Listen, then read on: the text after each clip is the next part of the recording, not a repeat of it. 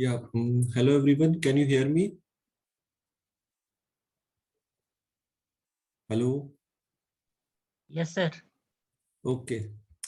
Thanks, Baliram. It is.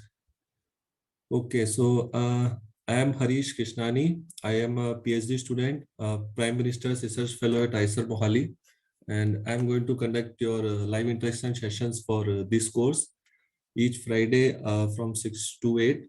So I will just solve some sample problems, and if you have any doubts in that, then you can ask. And apart from that, if you have any doubt in the lectures or notes, then also you can ask. So I think it's yes, Manjula, do you have any doubt? You want to ask something? No, sir. I'm so sorry, sir. Okay. Let me just share my screen.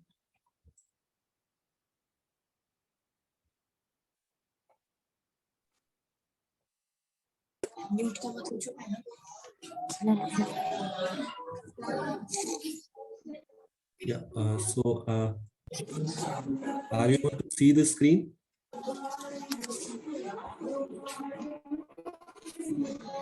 There is some disturbance.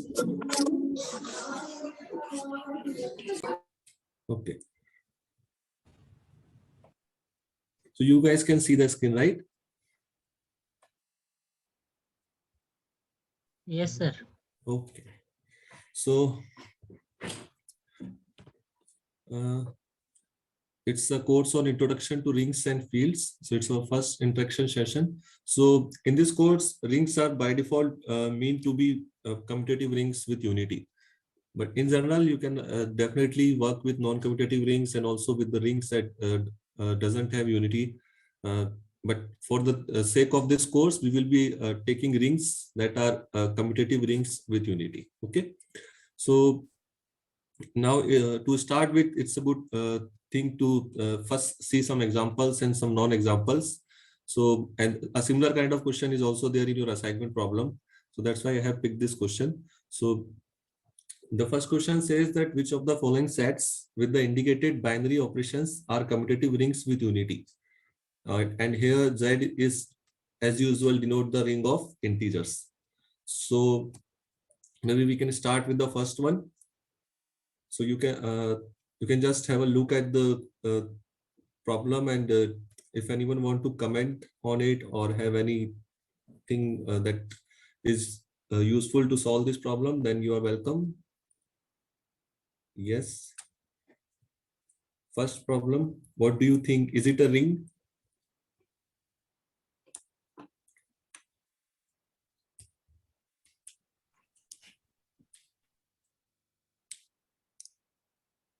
So does it have the identity, the usual identity of multiplication?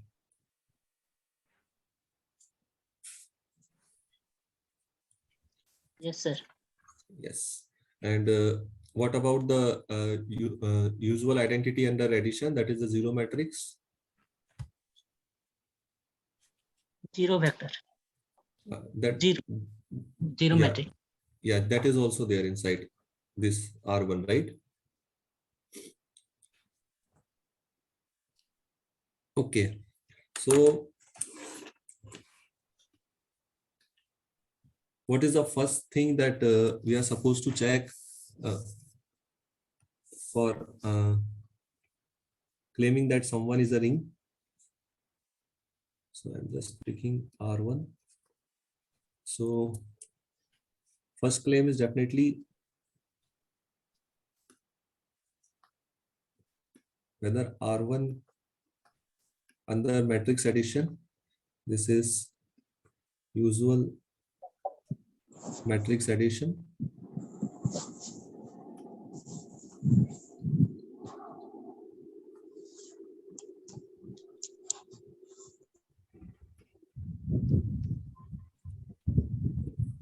Just a minute.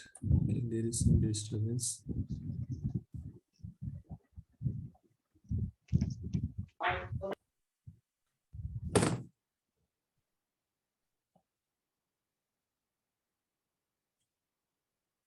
Okay. So Ashwini, you can switch off your video. Okay.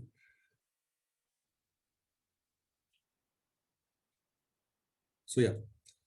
So first thing to check is whether R plus is a abelian group under the usual matrix addition.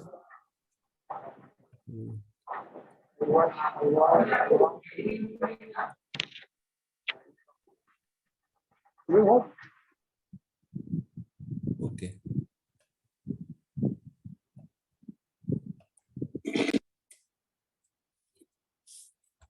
There are new participants joining and they are not muting themselves, so that's why there is a disturbance. Oh. Let me share it again.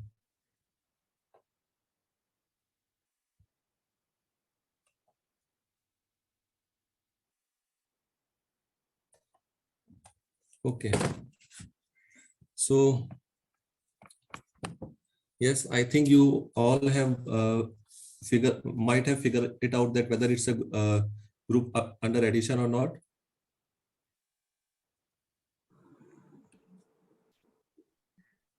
Yes, anyone?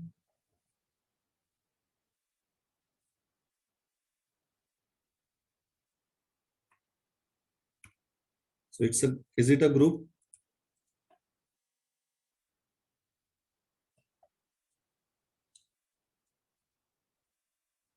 That's not difficult, right?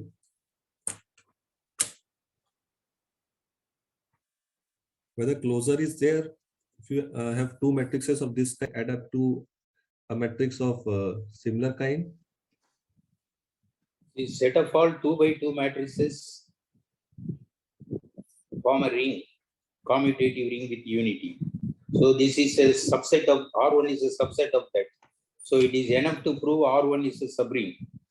For that you prove difference of 2 elements and product of 2 elements, identity are there. But matrix There is no need to check abelian group, distributive property. Yeah, but matrix ring is not commutative, first of all. But this Whether the matrix ring is commutative? not commutative in general. Okay. Yeah. But this type of matrix is commutative. Yeah, that you have to check first of all, right? Because normally for a ring, we don't check those two. But since we assume ring means commutative as well as identity with respect to multiplication. Yes. So we can check commutative also here and identity. Yeah.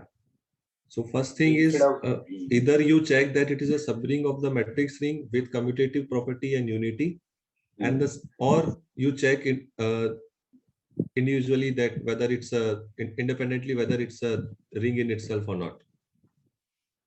Okay, so I will prefer to start as this is the first question that we are attempting, so it's good to just get a revision of the matrix ring definition.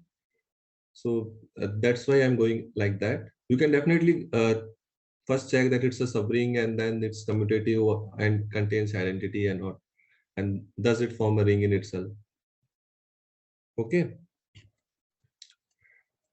Okay, so for a ring, first property is whether the set you are given is forms an abelian group with addition or not. So can someone help me in saying that it's an abelian group?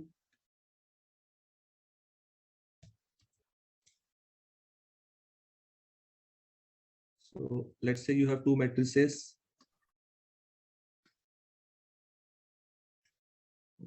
A is not looking like A.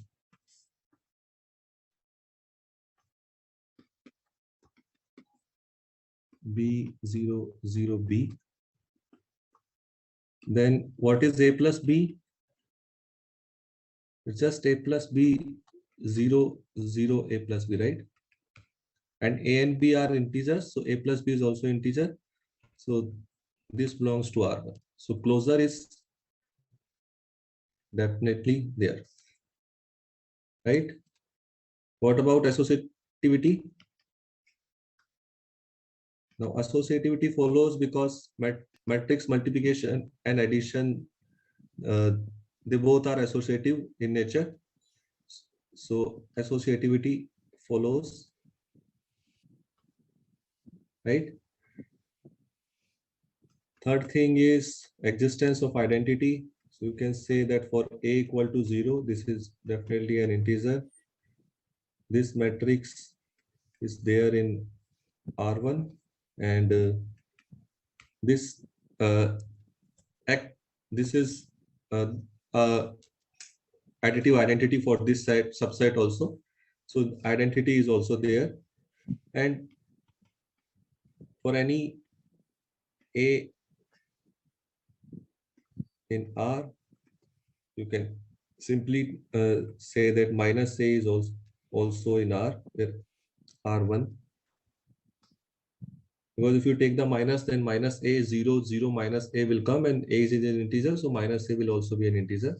That's why the inverse is also there, and all these things implies that it's a group in itself. And commutativity is always there with addition for the matrices. So a plus b is definitely b plus a. So it's an abelian group with respect to addition. Now, what's the next step that one has to check?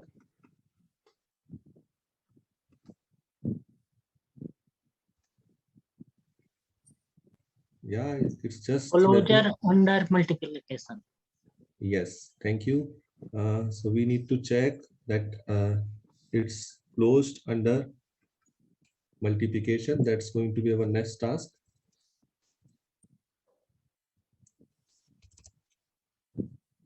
So the sixth property is closure property for multiplication.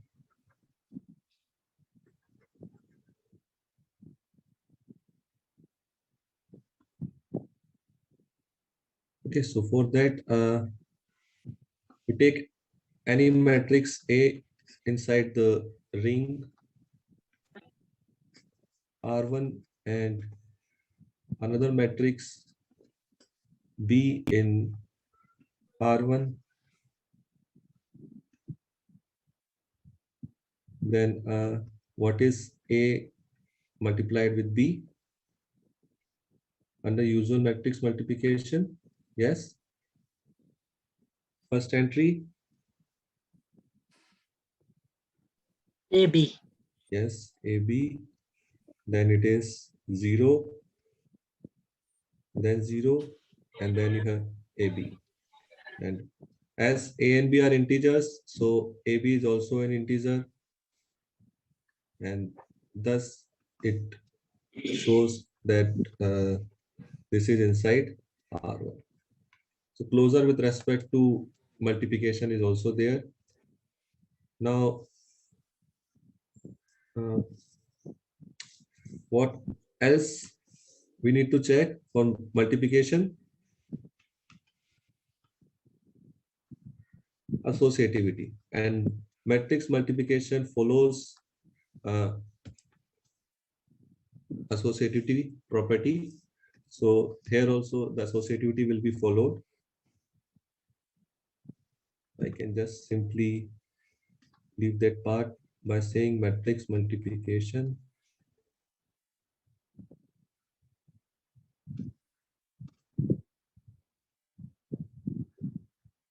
is always associative. Agreed? Okay. Then what else?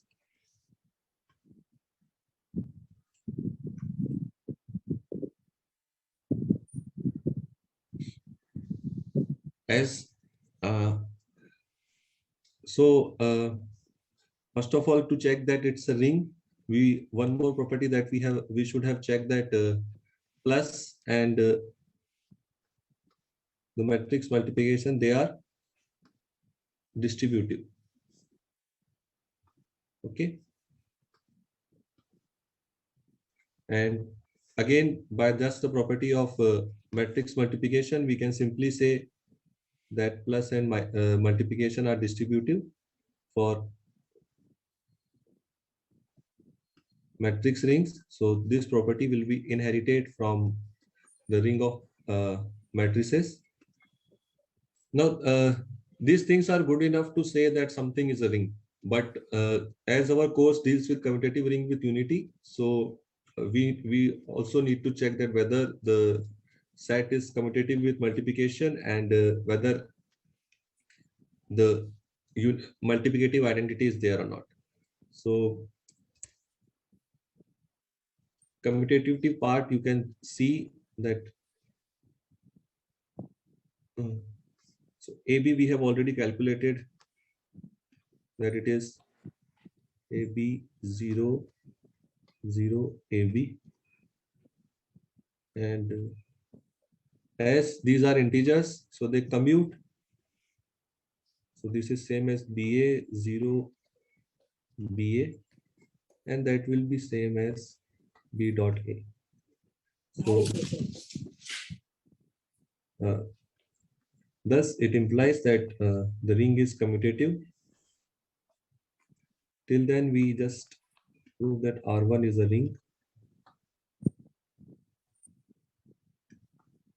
or more general I should say, because in this course we are ring and commutative ring with unity, we are just denoting it with ring. So I will just say it's an abstract ring.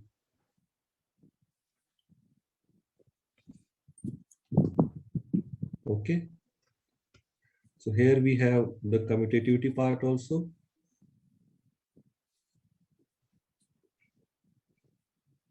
And once you take A to be 1,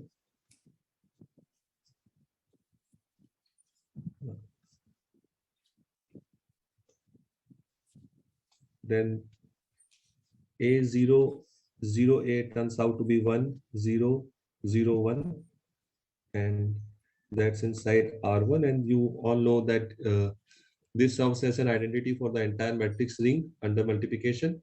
So definitely this will be an identity for this subset also. So identity part is also there. Okay. And then combinedly we can say that it's a commutative ring with unity. Okay. So it's R1 is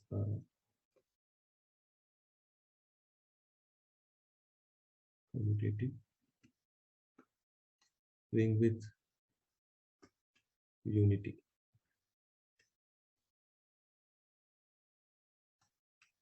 So from next time, I will just write it as CRU. Okay. Okay. So the first set is a commutative ring with unity. What about the second?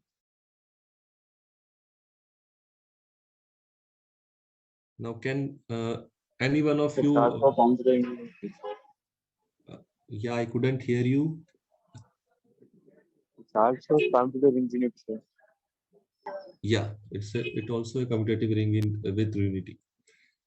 Yes. So let me just try to write a few lines, and then I think you all would be able to just believe that it's a commutative ring with unity. So now we have to check R2, which is just a set of matrices having A and B as two integers on the diagonal. These two integers might be different now. in the first question we had both the integers to be same, but here they might be different. So you can see that it won't create a problem in proving that it's an abelian group. Similarly, when we add, then here some integer will come, here also some integer will come. So closure will follow. Associativity definitely follows. And now you can take A and B both to be 0, then identity will also be there. And for any A, you have minus of A. We will just have minus of A, 0, 0, minus of B. And again, matrix rings are commutative with addition. So from there you can just okay. So that's why it will be an abelian group under addition. Now for closure property of multiplication, here you will have A, here you will have B. But once you multiply them as both of them are diagonal matrices, the matrix that you will get is also going to be diagonal, and on the diagonal you will have integers. So again, the closure property will also follow. So let me just write it quickly what we have just observed. So first thing we have observed is R2 plus is an abelian group. So does anyone has any doubt in this? You all are with me? If you have any doubt at any point of time, please unmute yourself and you can ask me. Second thing is multiplication is closed. Okay. And multiplication is also associative. Right, instead of X, let me just write multiplication only, because it will just give a bad image in the notes. People will get confused. What is this X? So multiplication is closed. Multiplication is associative. Yeah, associative just follows from the matrix rings, right? Okay. What's your verdict on the commutativity part? So distributive is also there. Yes. Again, because it follows from as it's a subset of matrix ring. So this is these two operations are going to be distributive. Yeah. What about the commutativity? So again, see, when you multiply them, you will get something on the diagonal and something on. So let me just write it. So if you multiply, say, A0, 0, B with C0, 0, D, then you are going to get AC0, 0, BD. And again, by using the commutativity of the integer, you can write it as CA0, 0, DB, and then it's going to be C0, 0, D and A0, 0, B.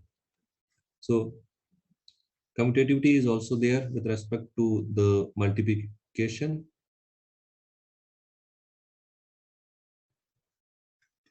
And for identity, what choices you need to pick?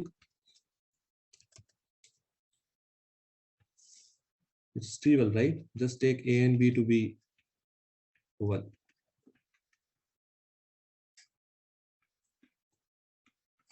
This is inside R2.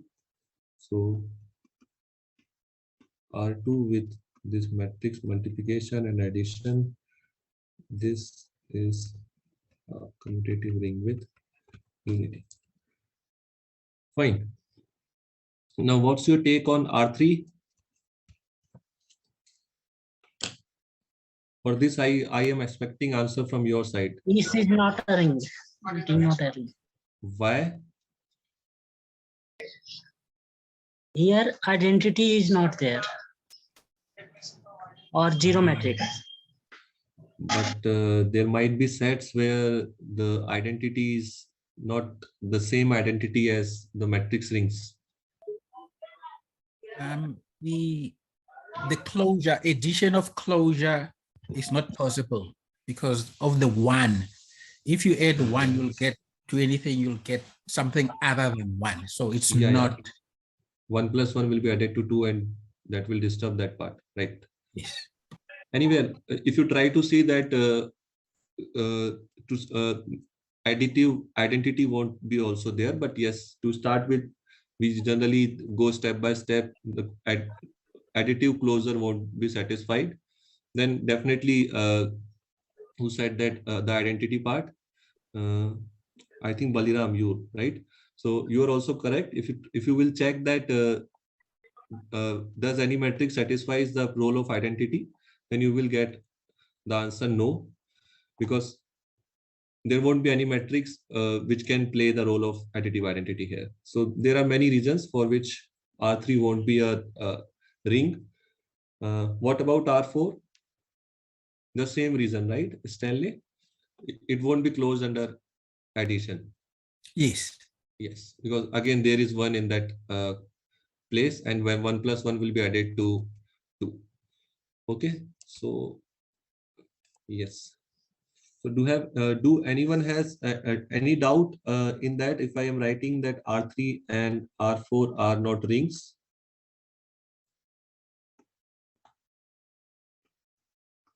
Because they are not closed under addition. And there are definitely plenty more reasons that you can figure out. But definitely one reason you can pick is they are not closed under addition. Okay. Okay, so we are done with the first question. If anyone has any doubt, then you can ask at this moment, or otherwise we will move to the next question.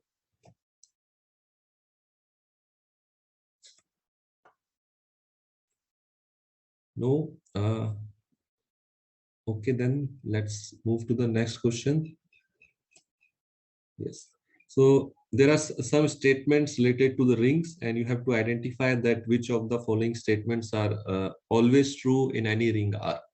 So they might be true for a particular ring, but we want to say find the statements which holds for any ring. So what's your take on the first statement? A square equal to A for every A belongs to R.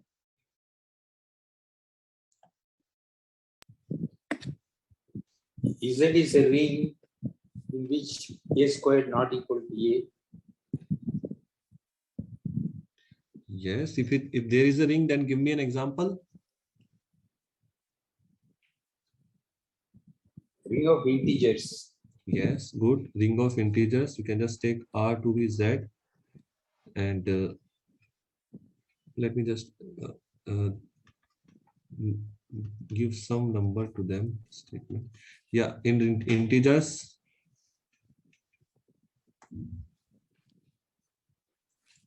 Pick anything that is not 1 or -1.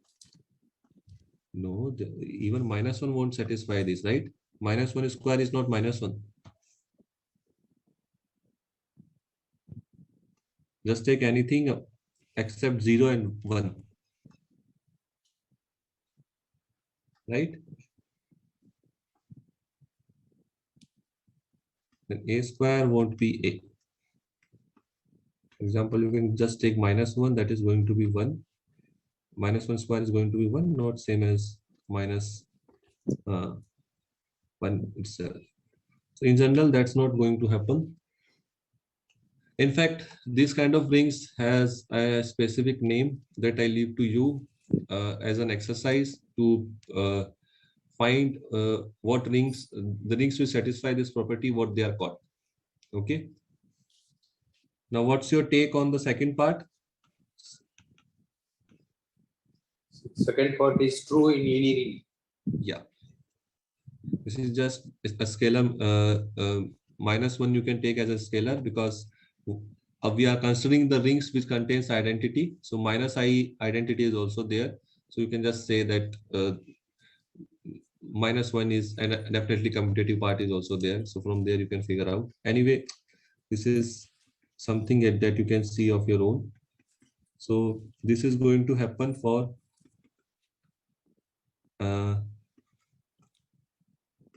every rings. So this statement is, first statement is false. The second statement is true. What about the third statement?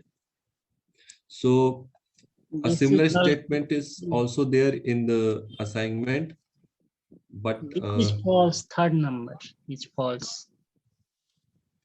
I couldn't get what If you're we saying. take A is 0 and B is any non-zero or C is any non-zero, then B is equal to C is not implied.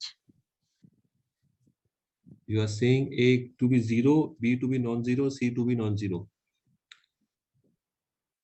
Yeah. Okay, then you can say, then it might be say equal or not equal. You can't say anything, right? B There not is equal a to statement in B. the assignment which also assumes that C not equal to 0. So I'm not going to say more about this particular statement. I will just first of all to discard that possibility of assignment. I am just taking C to be 0. Although you can easily get the answer for C not equal to 0 from this statement also. So if C is 0, then the right part is 0. Okay. Now you take A to be 0 as well. And say you take anything that is non-zero. And the A 0, B not equal to C will give a contradiction. yeah, but you have to give some choice of B and C, na? That's a Any B not equal to C. will give AB equal to AC with A But equal to 0, right? Okay, so I'm just picking C to be 0 and B to be 1. Then that will definitely give you AC, AB both to be 0. But you can check that there is nothing to check. In fact, this is just, you can see B is not equal to C because we are in a setup where we don't take 1 to be same as 0. Okay, what about fourth? So this statement is also false.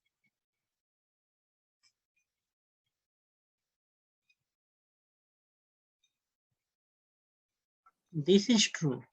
Yes, this is true. -1 of A is same as -A for all A belongs to R.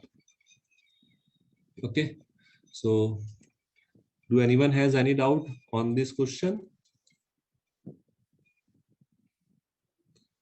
If not, then we can move to the next one.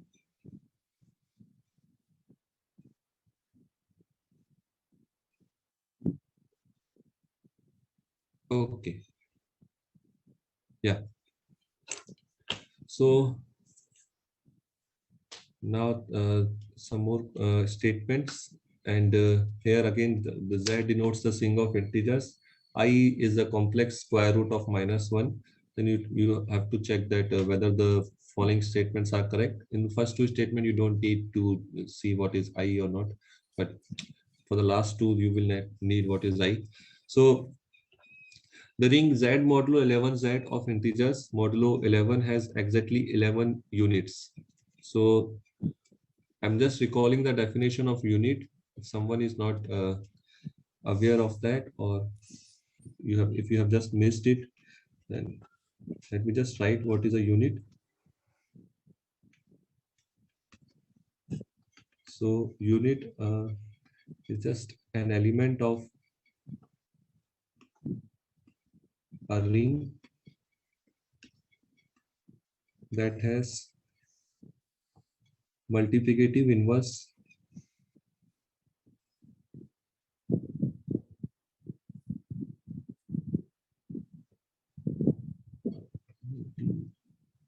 multiplicative inverse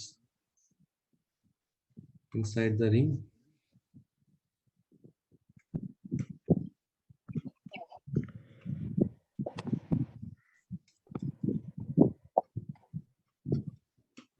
Is called a unit.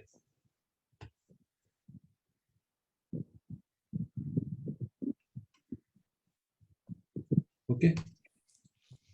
So now I am expecting answer from someone else. Two people are continuously speaking. There are many others. There are 22 participants in total. So I should get answer from someone else as well. So what about the first statement? First and second are definitely you can solve in one go. Whether the z modulo 11z of integers, the z modulo 11z of integers modulo 11, how many units it has? 10 or 11? Or you have something else to say, because both the statement might also be incorrect. I don't know. Yes, I want answers apart from Baliram and Muthu Kumar. These two guys are continuously speaking. Someone else might help me.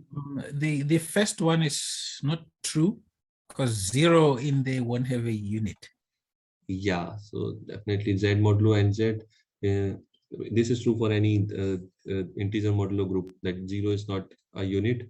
So definitely the number of elements and all cannot be units. So 11 is not the possibility. So what about 10, Stanley? So apart from 0, does all other elements has multiplicative inverse? Because 11 is a prime number, it happens so. Yes. So 11 is a prime number, then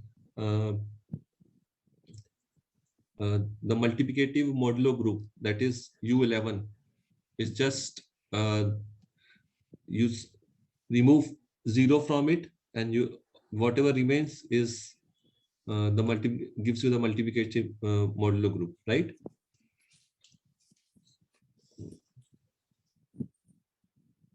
What it is? Someone just did this. I don't know who.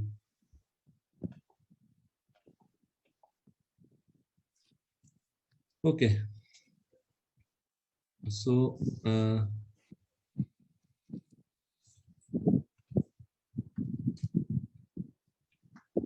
I am assuming that you all are aware of what is the Z modulo 11Z group.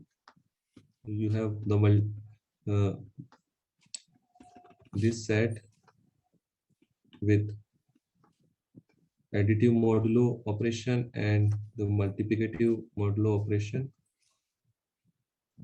Okay. So what are all the units in Zi, the ring of Gaussian integers? Anyone? Plus or minus 1 and plus or minus I. Yes.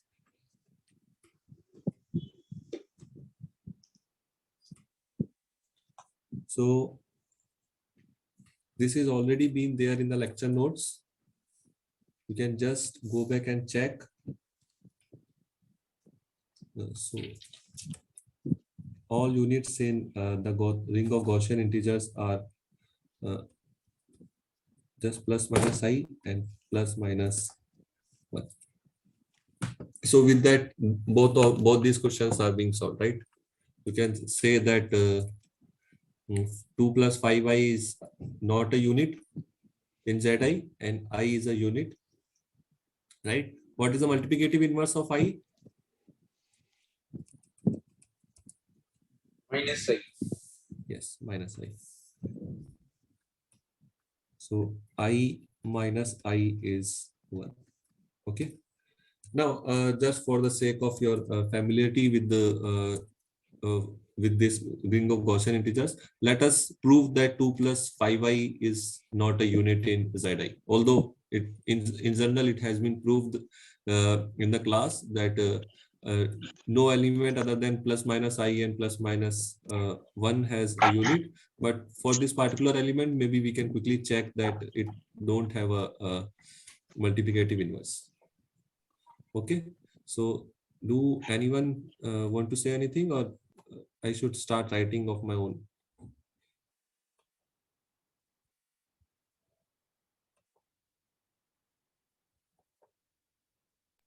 No? Take A plus IB is its inverse and arrive at a contradiction. Yes, that's something that we can try. Sonak Das, do you want to say something? There is some disturbance coming from your side. That's why I'm muting you again and again. Okay, so 2 plus 5i, that element we need to take. So our task is to prove that 2 plus 5i doesn't have a multiplicative inverse. Yeah, simply it's not a unit.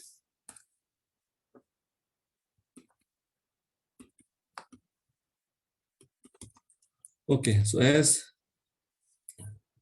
Muthu has said that let us assume that a plus bi is uh, uh, is the inverse of this element. We can start with that, and then maybe we will come with some of contradiction.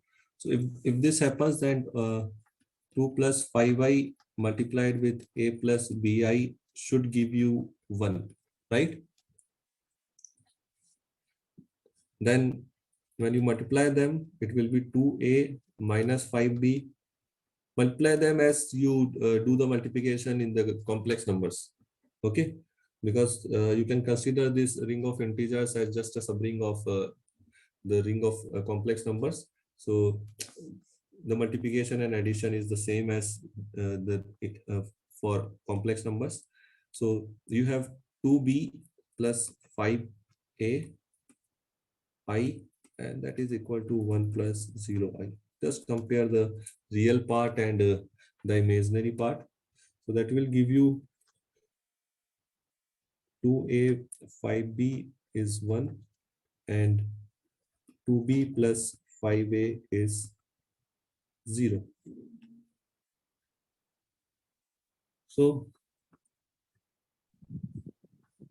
people generally like, Solving, you get A equal to 2 by 29. yes, and that is not a integer number, right? That is not an integer. That's why this a plus bi is not inside the ring of Gaussian integers, and thus 2 plus 5i is not invertible. So let me just complete this. Muthu, you are correct.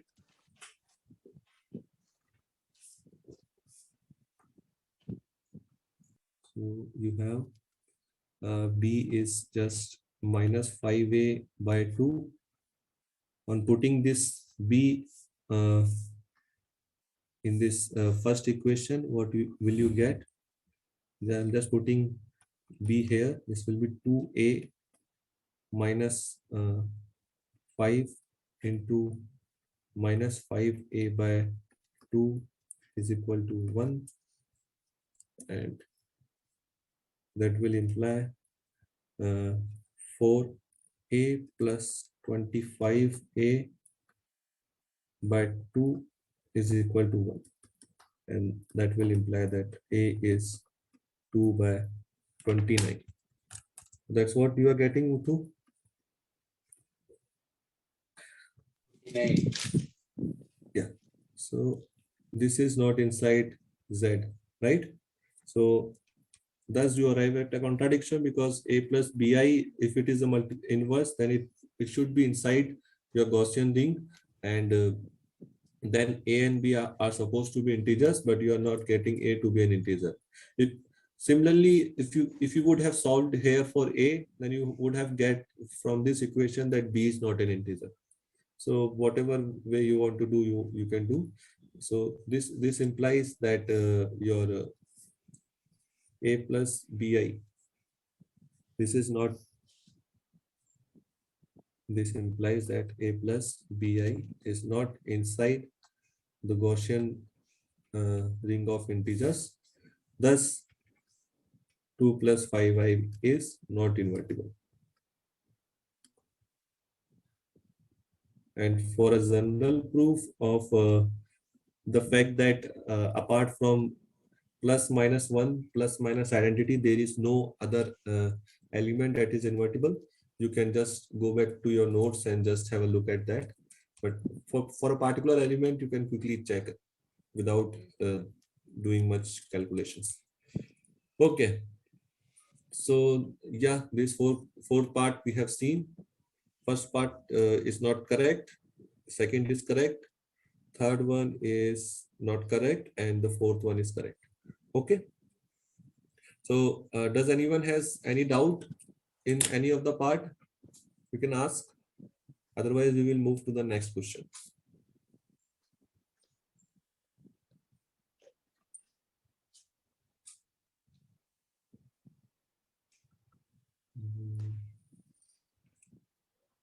No?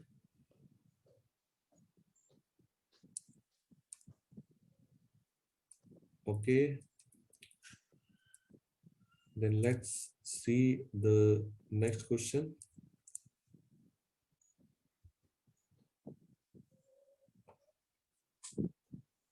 So again, there is a check.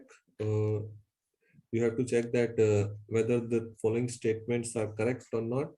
So first one says that if A and B are units in the ring R, then the product is also a unit. That means the set of units in ring R is closed with respect to multiplication. And the second statement says that if A and B are units in the ring R, then their sum A plus B is also unit. Means equivalently, you can say that the set of units is closed under addition or not. So yeah, any guesses apart from the persons who are already speaking? I want to hear some new voice.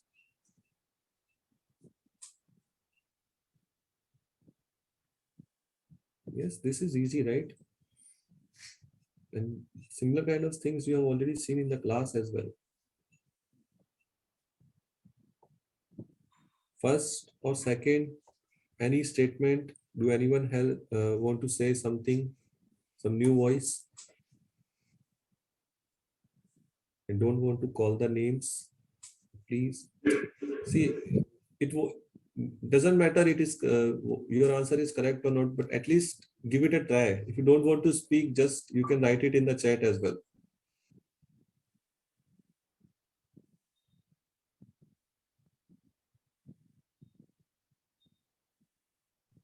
First one is correct. If A and B are units in a ring R, then the product AB is also a ring. Is also unit. Yes. Good. Second one is not correct, sir. Yes. So both of you are correct. Thanks. I heard something new. Oh, new voices. Good. So yes. So now can you justify your answers? Who's going to start? Ashwini or what's how I should pronounce it? Nagamani? I will add 2 units, then its sum is not unit, sir. I think 1 plus 1 is 2. That is Yeah. not a unit, sir. What ring you are considering? Ring of integers, right? So in ring of integers, Yes. you can just see that 1 is a unit. You add 1 and 1, then 2 is not a unit. Good, Ashwini. Yes, Nagmani, you want to justify your answer? Yes, sir. Yes. Yes, sir. Again on time, sir. I want to. I just said that you believe that the first statement is correct, right? Yes, sir. What's the argument for that? If A has the I unit, take yeah, I take in EZ8, sir. okay, EZ8 1 and 3 is on the unit of units. So yes, product of 193 again also is a unit. okay, that works for a particular example. That's correct. Integers, EZN elements. Sir. Yeah, that's true. But Yes. for a statement to say that something is true, we need to prove it, right? For counter example, we can just pick one. For your example, it's working, but in general, how will you prove? How? Say A has As- the unit A1 and B has the unit B1. What do you Okay. expect the unit of AB? A1, B1. Madhu, I know that you know. Okay. Yes, Nagamani, you already got the answer. Now, can you just check whether that answer I will works? check. I will check it once again, sir. Okay. Yes, sir. And Muthu, for your case, do we need the commutative thing? Commutative. So, Ring means we always consider it is a ring with commutative ring with unity only. that's okay. That's good. So now So my question. commutativeness will help us to prove AB into A1 B1 is equal to 1. Okay. So now my question to you, and if someone else is interested, then he or she can also answer. What if we are not in commutative setup? Whether this statement is true? We can try with example in a matrix. So you believe that the statement might not be true. That's your take? Set of all units form a group with respect to second operation multiplication. Yeah, you already know. That's why you are saying, huh? But I will take the Gaussian integer, sir, and then the product is unity in this example. okay, then the product is also unit because you have 1 minus 1 I minus I, whatever how product you take, you are going to get the same elements again. Okay, but I am saying that if it is a true statement, then one has to prove it. If it's not a true statement, then one has to give a counter example. So Muthu already said that you have the inverse of AB, but his inverse, whatever inverse he gave, works only if the ring is commutative. So I'm asking that if the ring is not commutative, whether the statement is correct or not. If not, then give me an example.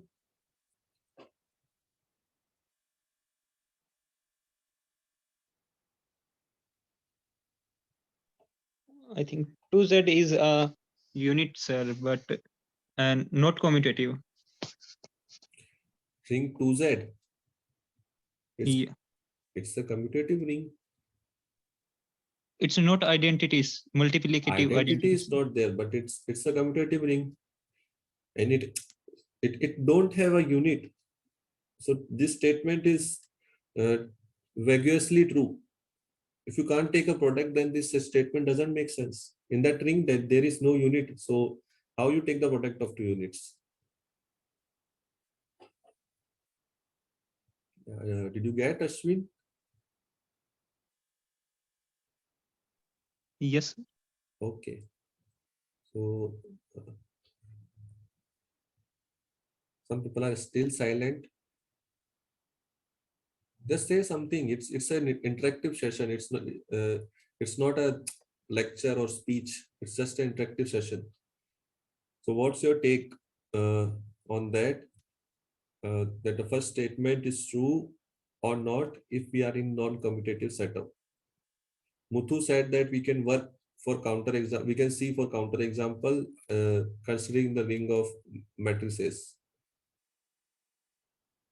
So what you believe, whether that example will work or you have something else in mind, or whether the statement is true?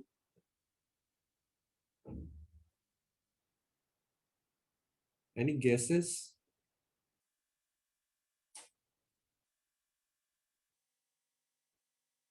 We will see for justification later, but any guesses? What your intuition says?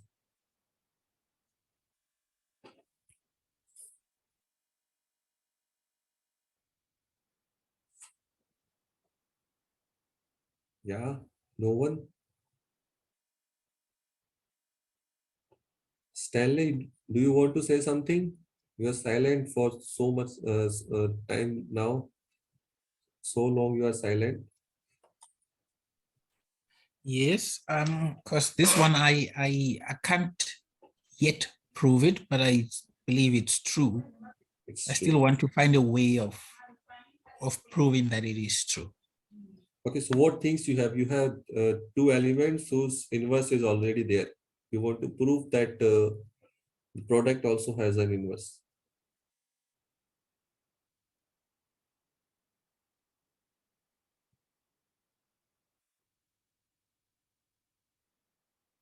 So let's come out from the ring setup. Just consider a group whether where two element has inverse. So how can you find the inverse of their product?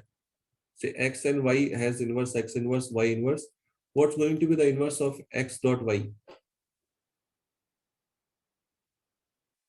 Y inverse, X inverse. Yes. So do you need abelian thing or commutative thing for that?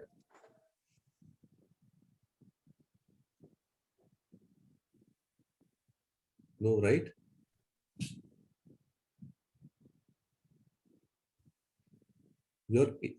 Your whatever you gave a1 b1 is same as b1 a1 here in this ring in commutative setup, right? So that's why that doesn't matter.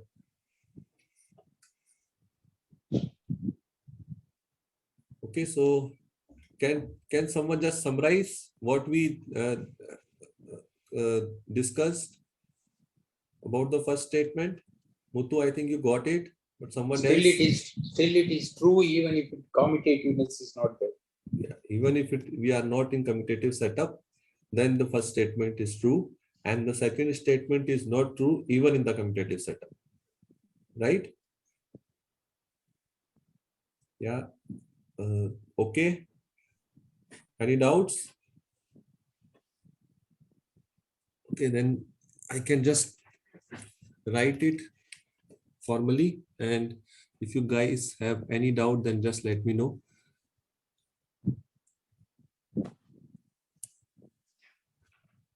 Okay. So for the first statement,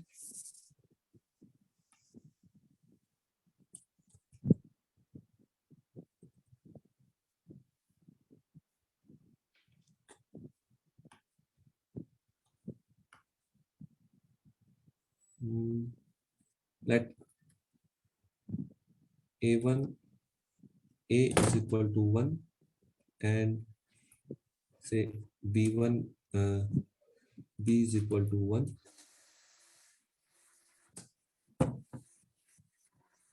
then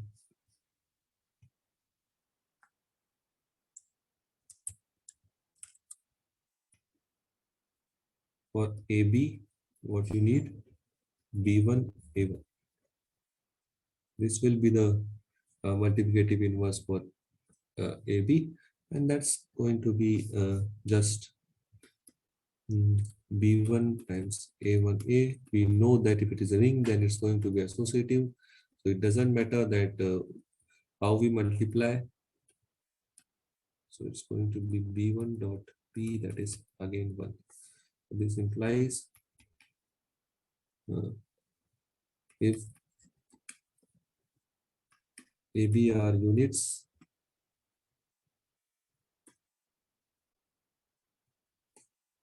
then a dot b is also a unit.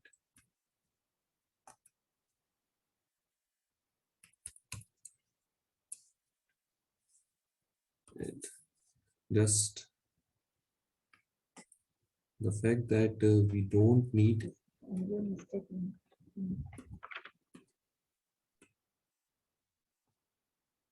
the ring to be commutative.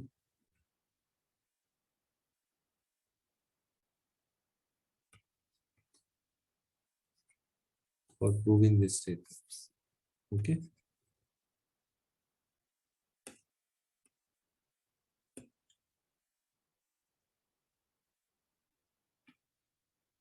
Okay. So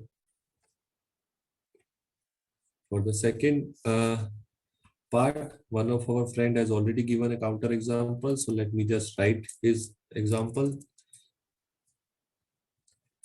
It was due to Ashwin, right? So it's R in Z, you take A, B to be 1, then they are units in Z, but 1 plus 1, that is 2, is not a unit in Z. Okay. The second statement is not true even for commutative rings. What about fields? Whether this statement is true?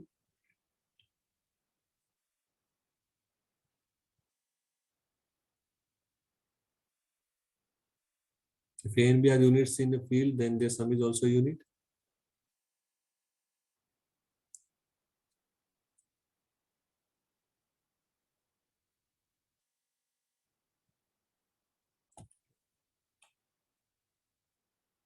Again, silence. You ask for the second one. Yes, yes. First one is true in non-commutative setup, so why will I ask for fields?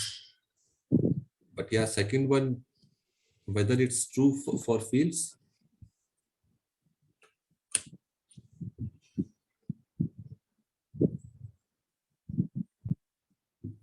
The set of units is closed under addition if you are in a field.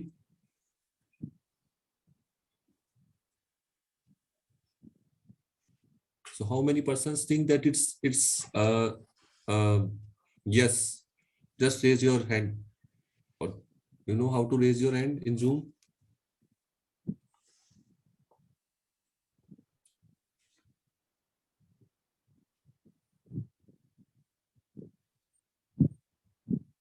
So no one is saying yes. So who are the persons that think that this statement won't follow even if we are in field? Now they can It raise is hand. true. It is true. So Muthu is saying it's true. So who is there with? So who's supporting Muthu? Yes, it's true because the definition of field says every non-zero element is a unit in R.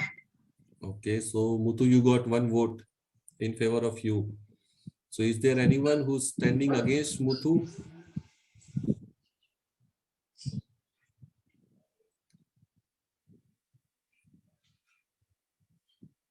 No one. So Muthu, you win by 1-0. But we don't know whether you are correct or not, right? So Aishwarya, you said right that in field any non-zero element has a unit, but can the sum be zero? Like if you take two non-zero elements, their sum can it be zero? A plus B? It can be zero if B is minus A. Yes. In any ring you have one, and in any field you have one, and one is there. You definitely the additive inverse of one is also there. Minus one is also there.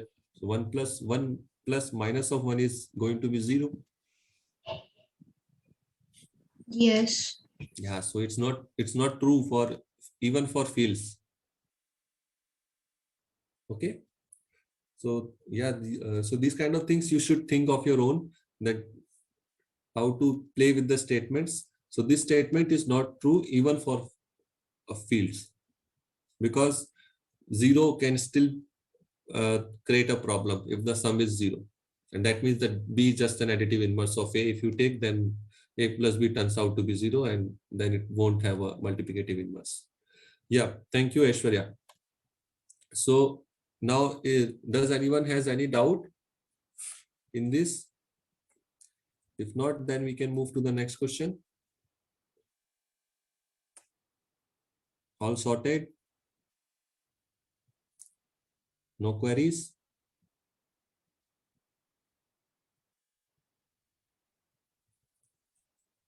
Okay. So now there are bunch of statements. We will go one by one. I have a doubt, sir. I have a doubt. Yes.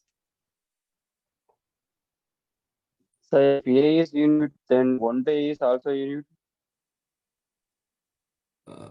I couldn't get. A is unit, then 1 by A. 1 divided by A that is A is inverse. also a unit. That is A inverse. Yes. Please don't use the notation 1 by Yes, A sir. because Yes, sir. it A won't. inverse. A inverse. Yes. So it's a unit. Yes. Yes, sir. Yeah, it's a unit because you can just. Always true. A is unit, then A is also unit. Yes, it's true in group also. No? Like if you take any binary operation, if A is invertible, then A inverse is also invertible. Because what is the meaning of invertible? You have A inverse equal to 1 equal to A inverse A. You see it from both sides. So you just change the role of A and A inverse. So if A is invertible, then A inverse is also invertible by default. And same here for rings with multiplication. So if A is in a unit, that means it has a multiplicative inverse. That let's say it's A inverse, and that means that A inverse also has a multiplicative inverse, that is A. Is it clear now? Yes, sir. Yes. Okay. So in fact, there is a statement later in this in these bunch of statements in question 5 that if R is a ring, the units in R form a group under multiplication. So somehow, Pradeep, you have already given the answer for it, because closure we have already seen, multiplicative inverse you have all you have just discussed, and then what else? Okay, we will see this statement. So let's start from the first statement. So if you are in Z mod 4Z, integer modulo 4, then there are non-zero elements in R whose product is 0.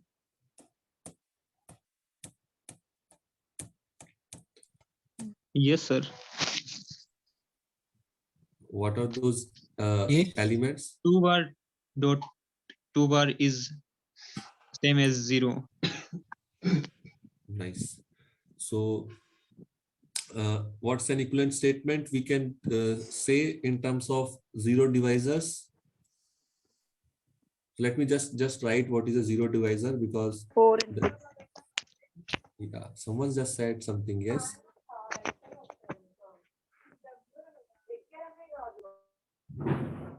Yes, Nagamani, you want to say something? 4 and 6. 4 is 0 divisor is 4 and 6. But see, 4 is already a 0 in integer modulo 4, right? Yes, sir. So we are supposed to take non-zero elements. 2 and 4 is not. Okay. Yes, sir. No, sir. Both of them should be non-zero, right? Okay, sir. Okay, sir. You're already taking 0 and then multiplying it with some element. It's going to be 0 again, right? Okay, sir. Okay. Okay, sir. Anyway, good try. So let me first write the definition of a zero divisor, because you people will need it for solving the assignments. Although it's been there in the assignment problem as well, but so if you have any doubt in this definition, then you can ask me here itself. Okay, so we are going to define what is a zero divisor.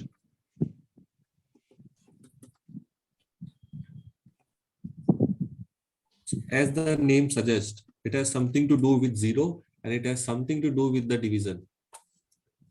Okay, so an element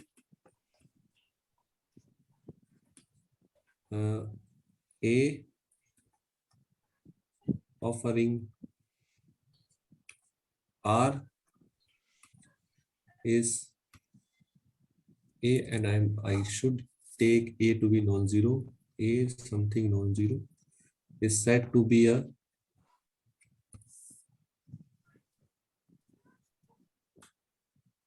here A and A are coming again and again. So let me just use some other notation. Let me just use X of a ring R is said to be a zero divisor.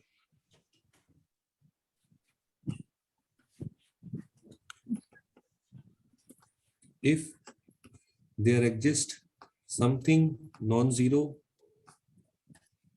with X, Y doesn't generally suits well, right? So something non-zero said to be a zero divisor if there exists something non-zero in ring such that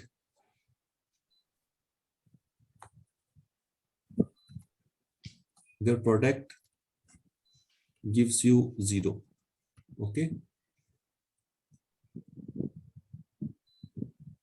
So when you say something divides something else, if you want to claim that, let's say an integer L divides an integer M, how you say that L divides M? You just say that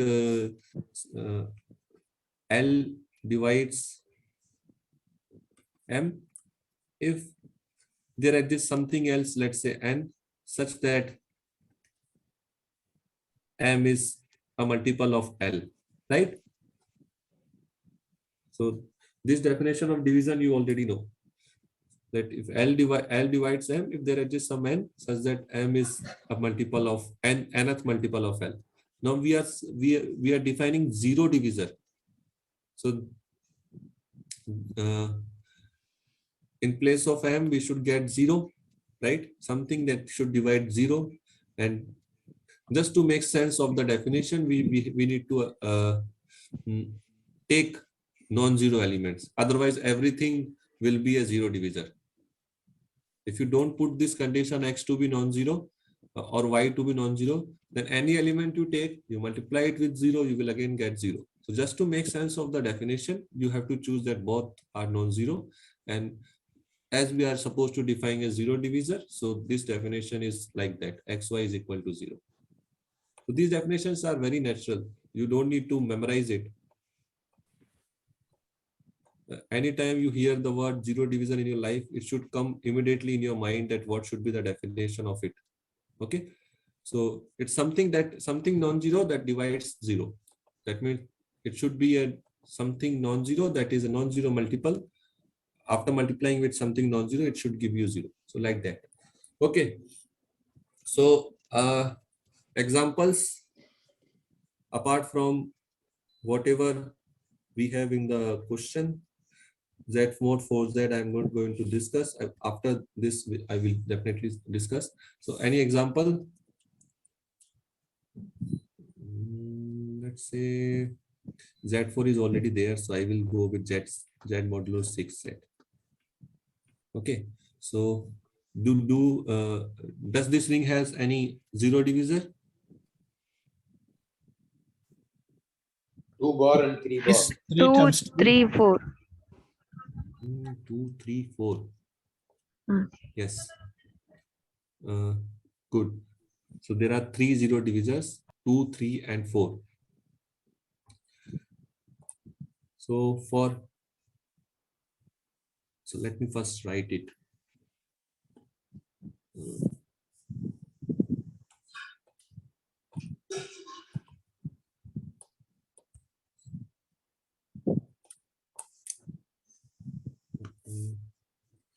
0 divisors for this ring are 2 bar, 3 bar, 4 bar. So for 2 bar, what is the non-zero element? After multiplying with, you get 0.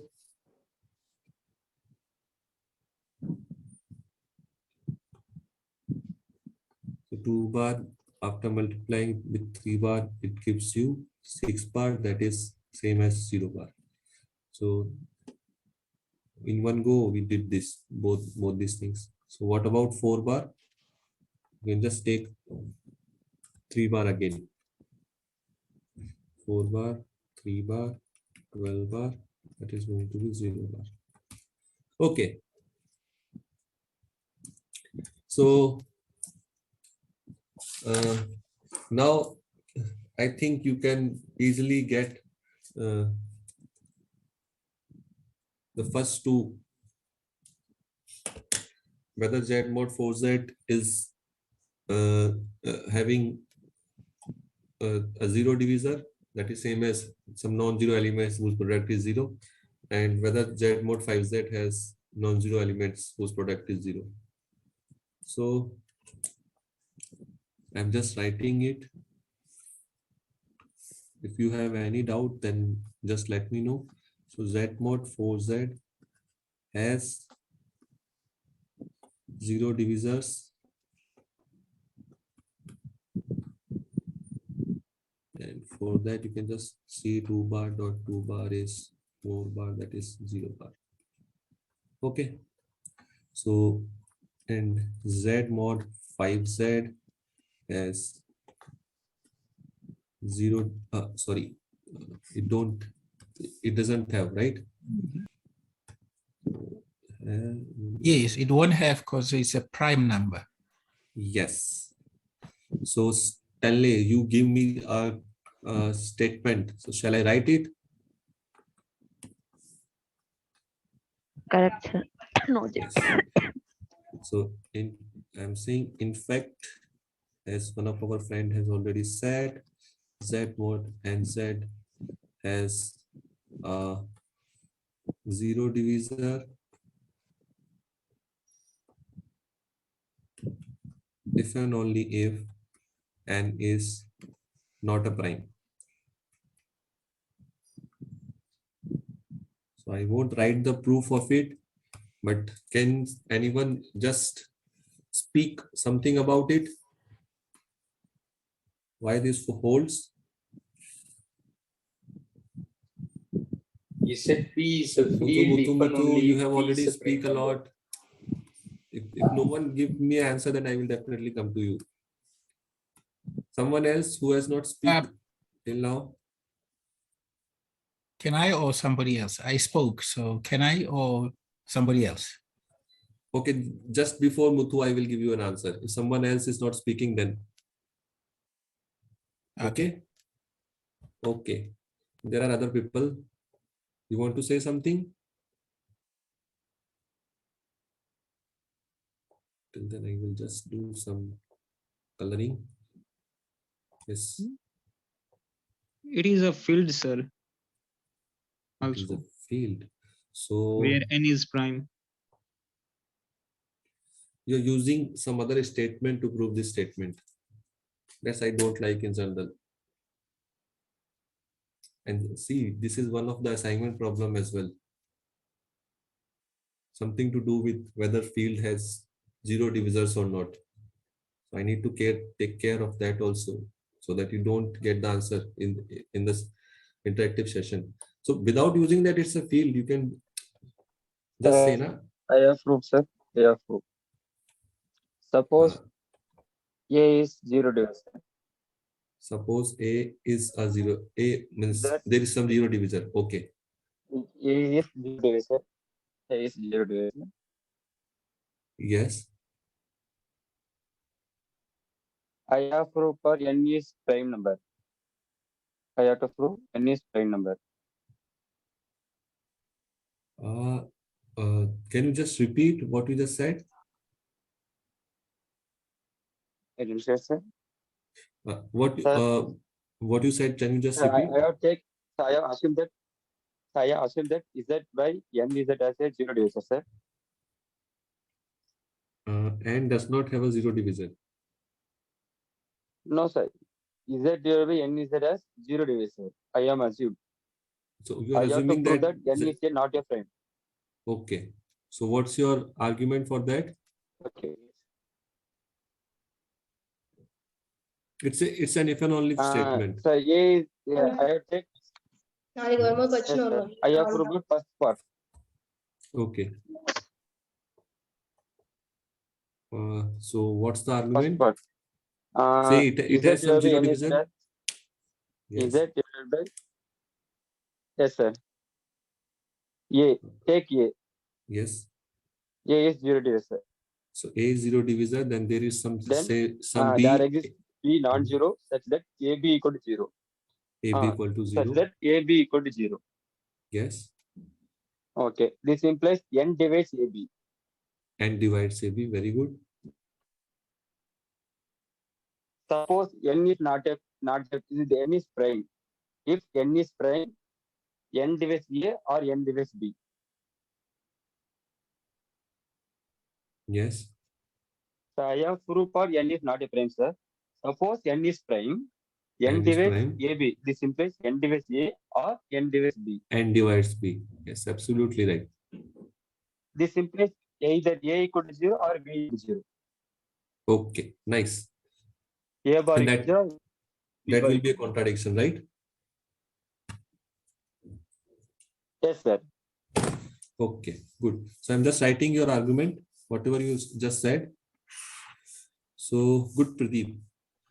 You said that you are going to prove this direction, and you are proving it saying that let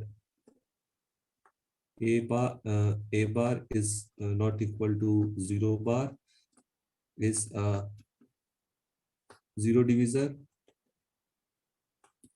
Then there exists some B bar in Z mod and Z such that and that's also non-zero, that we need to come to the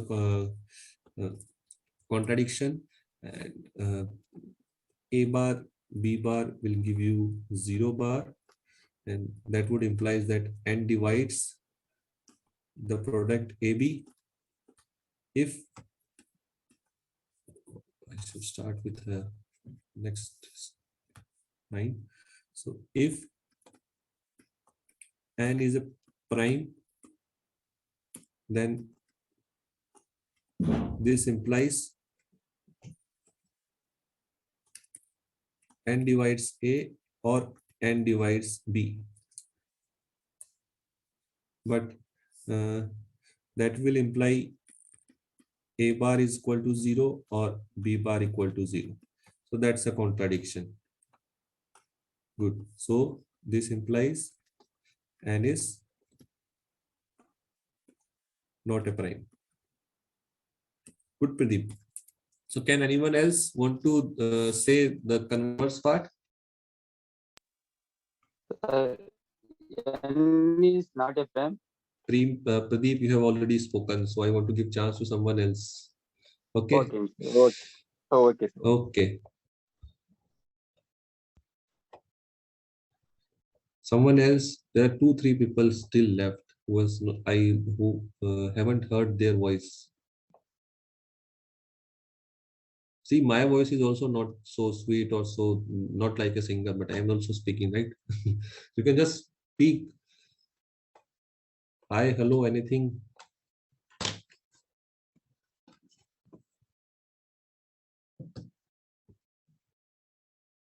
So what about the converse part? If it's not a prime, then it has a zero divisor.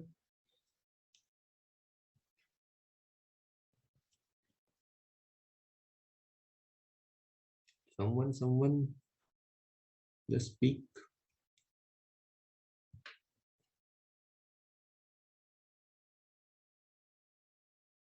No. Then maybe Stanley, you can give the answer. If you're not getting the correct one, then I will give the chance to Muthu. Okay, Stanley. You want to say the converse part? I will pass to Mutu. Oh, you want it, your chance should be given to Muthu. Yes. You are giving opportunity to someone else. Okay. So Muthu, now it's your turn. Sorry to keep you on waiting.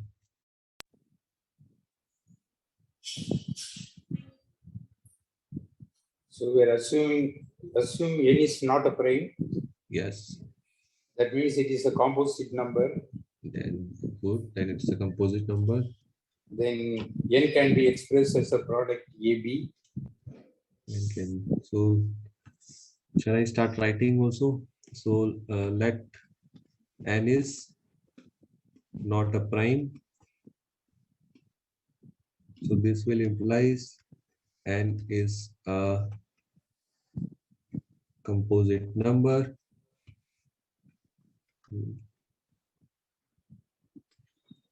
Okay. And that will implies yes. N equal to AB. Yes, there exists some AB in integers such that n is equal to AB, and of course one less than A comma B less than N. Yes. That's what I'm writing. Okay. 1 less than A less than N, and 1 less than B less than N. Right? Yes.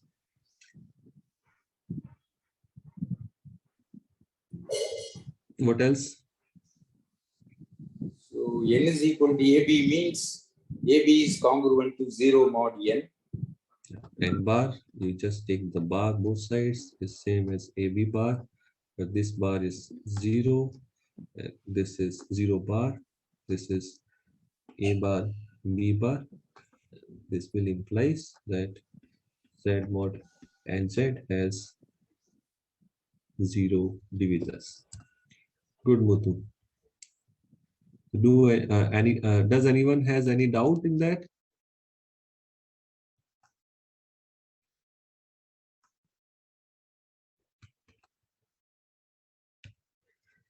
Okay.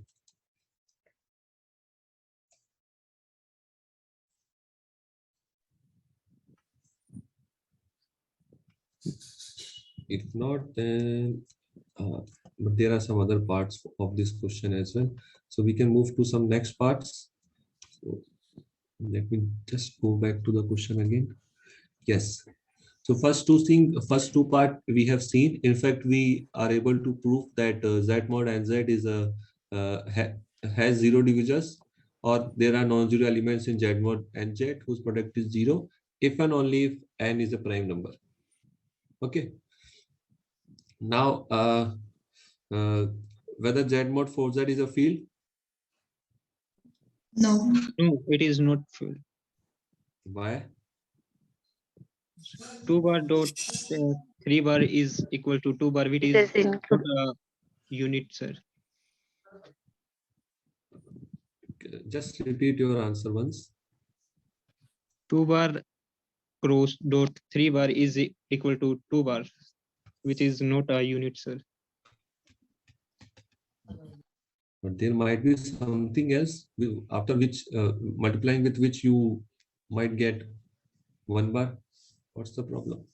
You are saying that Z mod 4Z is not a field,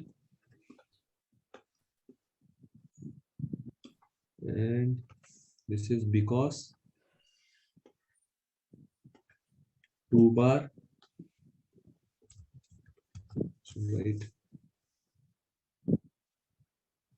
2 bar belongs to Z mod 4Z, and 2 bar 3 bar is equal to 0, right? And why it will imply that it's not a unit? It is a 2 bar, sir, I think. Sorry. Yes. So 2 bar is giving you 0. Yes.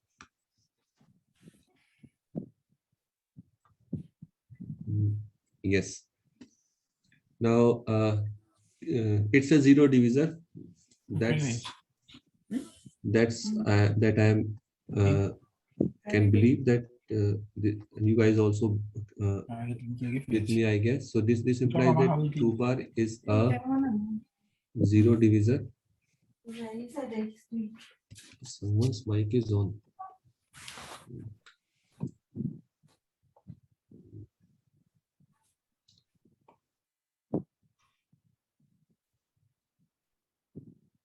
Okay. So now can't a zero divisor has multiplicative inverse?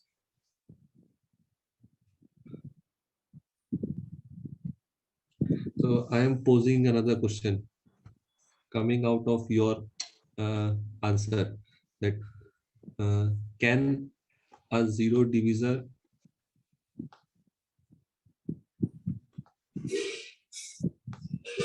be a unit as well?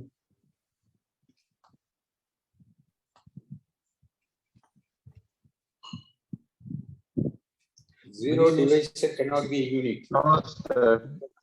No, sir. So how many persons are supporting Muthu this time? Last time Muthu was not correct. What about? I supported, sir.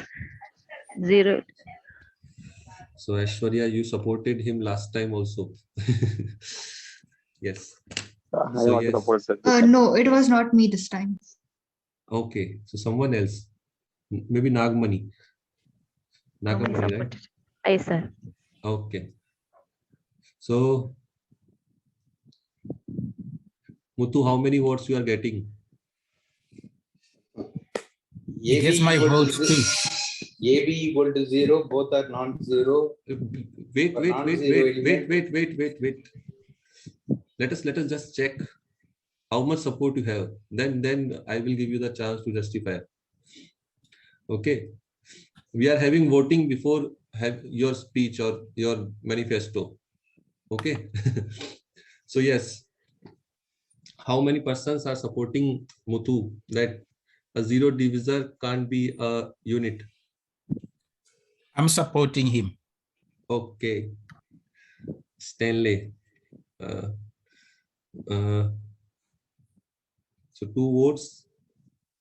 Anyone in that voting want to vote against him?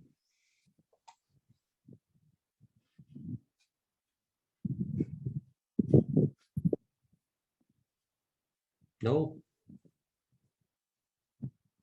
Muthu, man, you are winning at Zero again and is again. not a unit, sir. A zero is definitely, for zero divisor, we are not supposed to take 0 by definition. Okay. Yes. So So A is zero divisor, sir. so you are in support or you are in against? Supported, support, sir. Support. Okay, three persons. Okay, so Muthu, what you want? You want to give the argument or you want to give the chance to one of your supporters?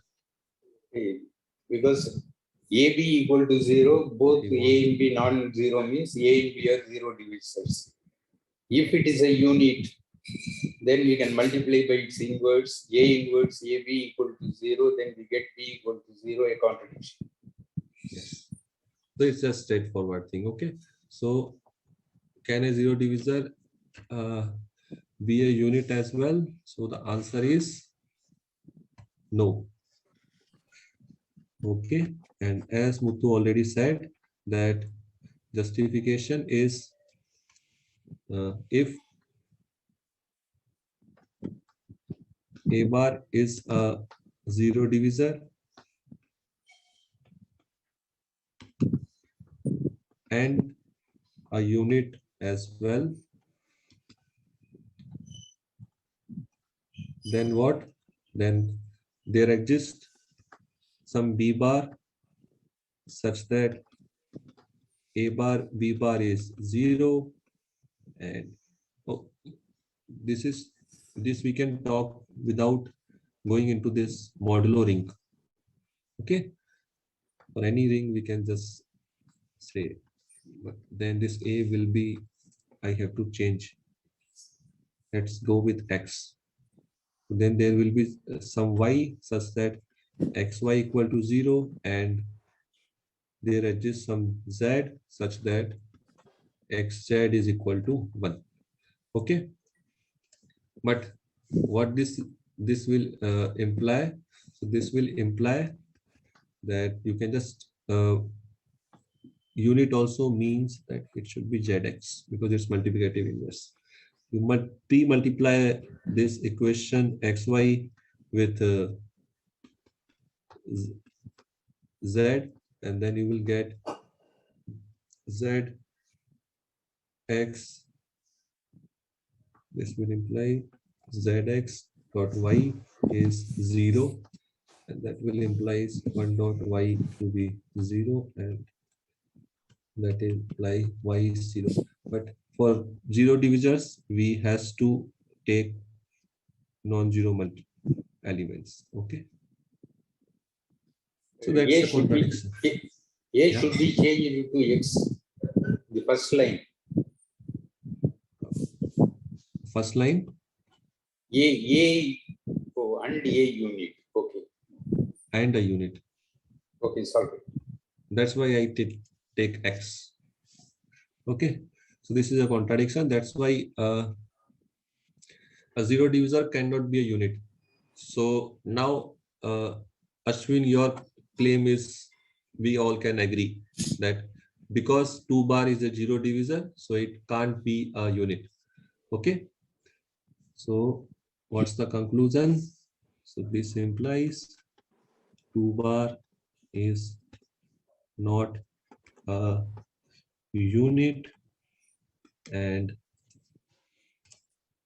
thus Z mod 4Z is not a field. Agree? Okay. So let's go back to the questions again. What about Z mod 5Z?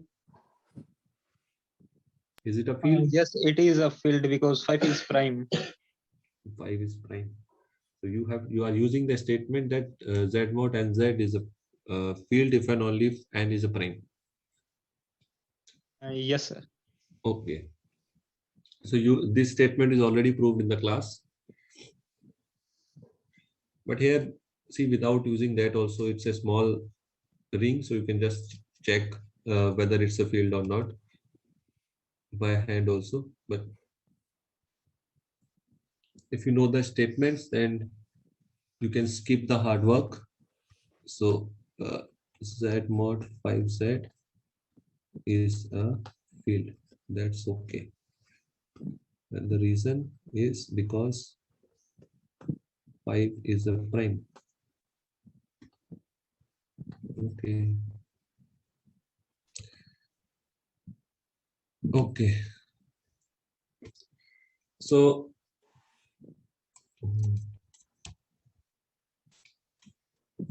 now what about the next statement? Let R be a ring. The units in R form a group under multiplication. We have already seen some ideas related to that. Yes, no?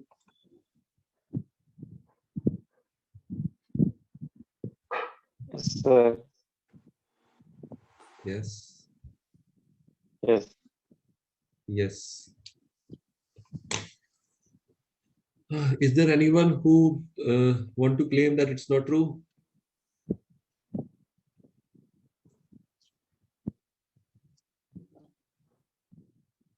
No. So how many persons have already given proof of something? Muthu, you are speaking. Ashwin, you have also speak. Pradeep just left, I guess. Oh, you are here. So you have also given proof. Stanley, you have also given. Now someone else. Just summarize whatever ideas you have discussed till now. It will complete.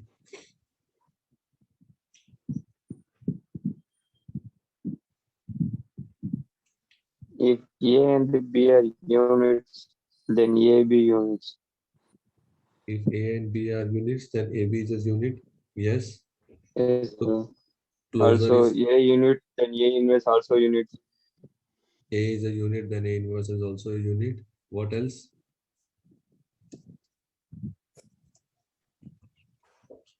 That's it. What about identity?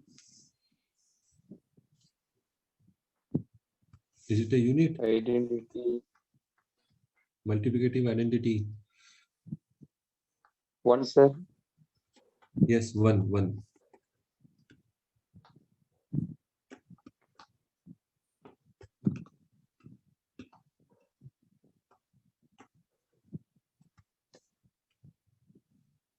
Is a group under multiplication.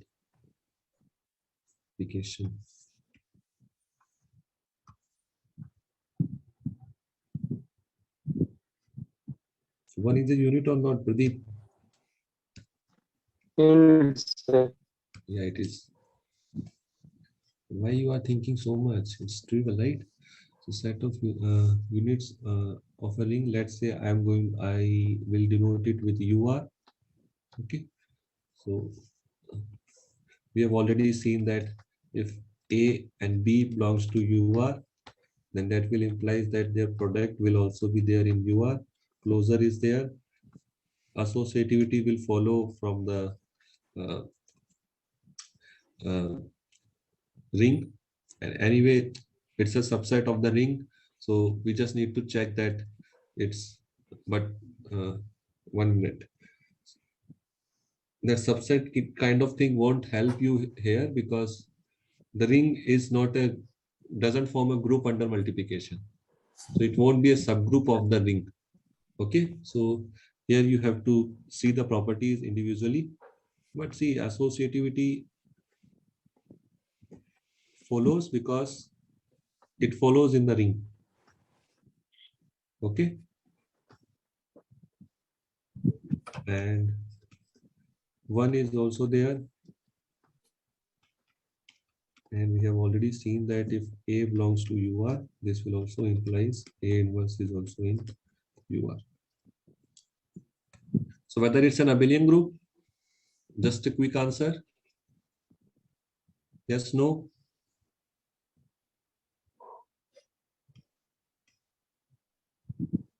The set of units of a ring under multiplication, whether it's an abelian group.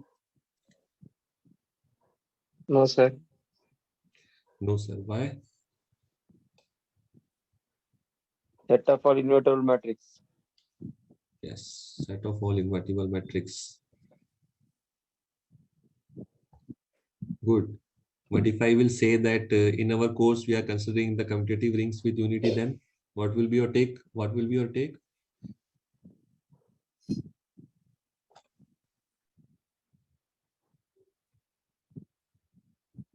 So it depends on the choice of ring, right?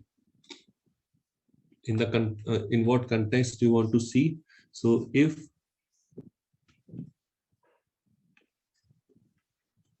R is commutative,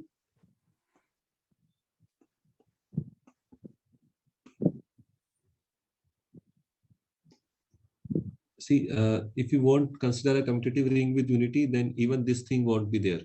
So we are already assuming that the ring has unity.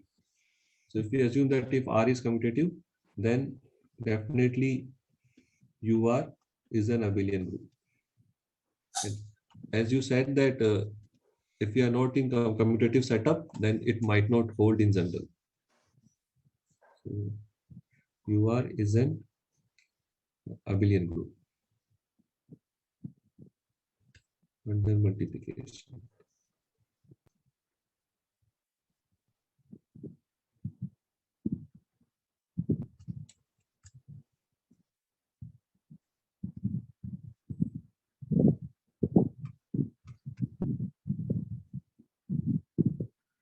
Okay, let's go back to the question again.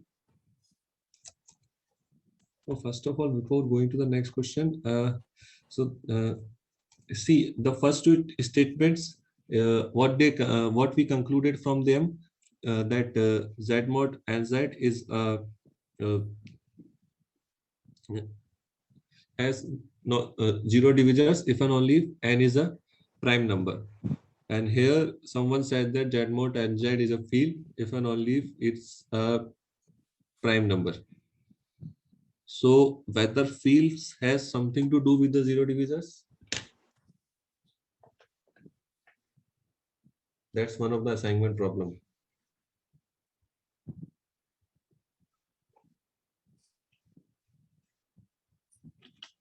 So I think you should have got the idea to solve that assignment problem. So whether field has zero divisors or not. And in fact, we discussed that can an element be the zero divisor and unit at the same time? So using these three things, even the last statement, by using that only, you should be able to say that whether a field has zero divisors or not. Okay. So okay. So the next part we have seen. Now the ring of integers has exactly 2 units.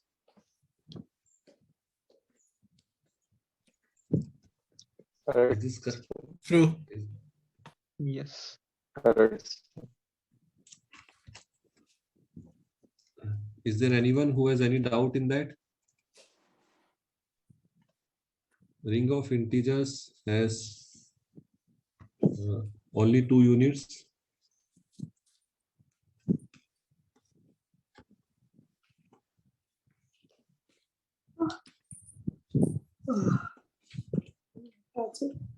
Has just 2 units. I should not write 2 numerically because 2 is already an element here. Just 2 units. What are those?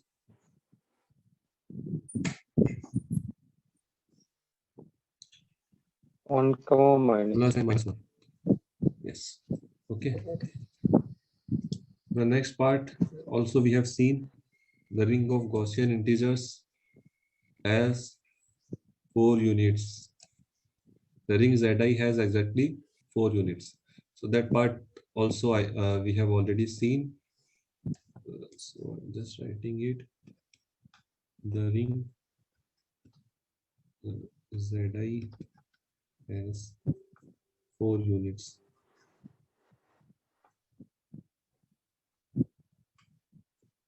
And those are +1, -1, and plus iota. Okay, so does anyone has any doubt in this question? Any of the part?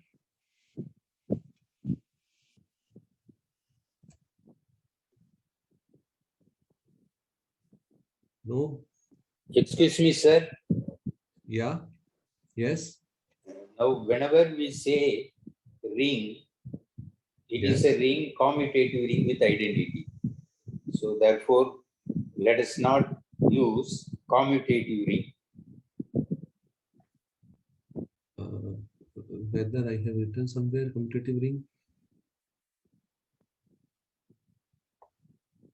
So commutative ring, if we give an adjective commutative, that means a ring need not be commutative. But for us, Yeah, in for our us, study, according in to our our course, we are assuming that rings are commutative rings with unity. But it's good to have idea about non-commutative ring also at the same time. Parallelly, you can see whenever you are doing a course and you are someone put some assumptions on you, then you should appreciate why those assumptions are there. If those assumptions are not there, what we will lose.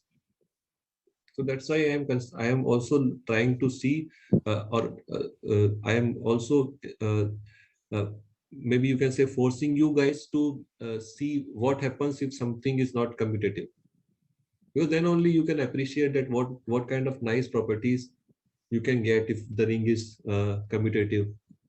Otherwise, what's the sense of using commutative rings? One person should ask it in the beginning of the lecture. So you are assuming something to be commutative. Is this going to be fruitful for us? And see, matrix rings are very, very important, right? If you go for higher studies, the ring that you are going to encounter the most of the time is the matrix ring in linear algebra, in many other streams of mathematics. So that's why it's good to see that something what happens if you have commutative setup and what happens if you don't have a commutative setup. But statements in our course, the general statements, the general theory, we will try to build having commutative rings with unity in the background of our mind. Okay.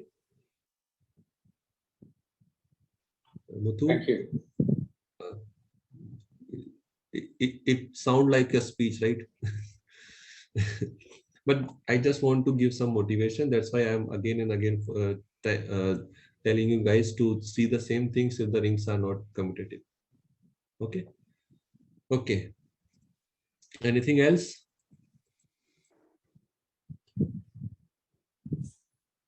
If not, then let's go to the last question of this session. So,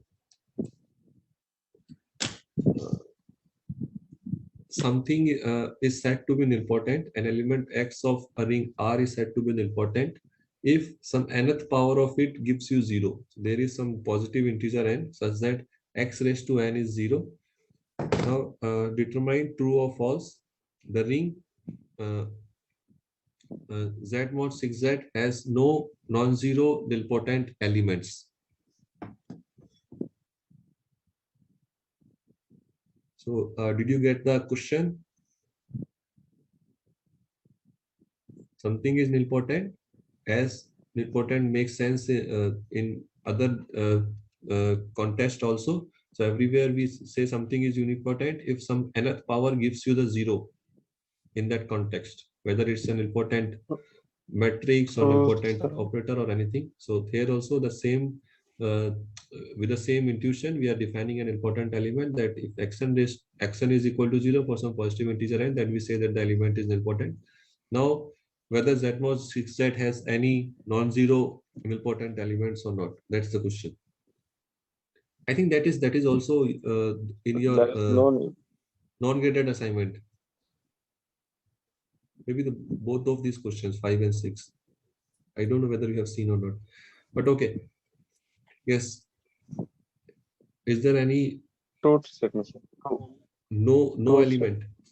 Pradeep, you are saying no element. Yes, sir. Two bar. 2 bar. So for the first 64, time, 6L. so for the first time, we have 2 persons standing for the voting. Muthu says that 2 bar is an element. Pradeep says there is no element. So guys, you have 2 choices. Will not be a multiple of 6. Wait, Muthu, wait. The multiplication or addition, sir? Wait, sir. Multiplication or addition? X raised to n means x dot x dot x. If you are in ring, that means multiplication. So it is multiplication? Yes. If you are in a ring, if you are a ring, then multiplication means some power means that you are taking multiplication. If it would be n dot x, then it would be x plus x n times. Okay. Okay, sir. Okay, so no nilpotent numbers. Okay, so Pradeep is still with his argument.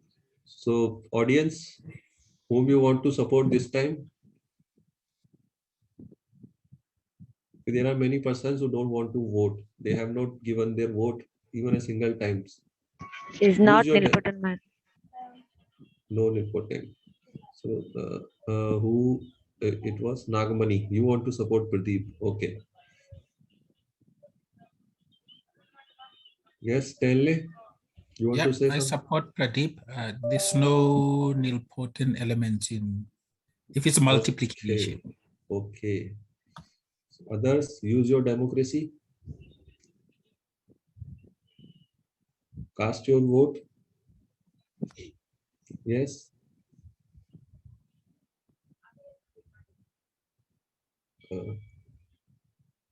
Muthu, you are still at your end formed? No, it has no non-zero nilpotent elements. Okay. Now it's one-side election. One person has already withdrawn his candidature. Okay, so it has no non-zero nilpotent element. Why?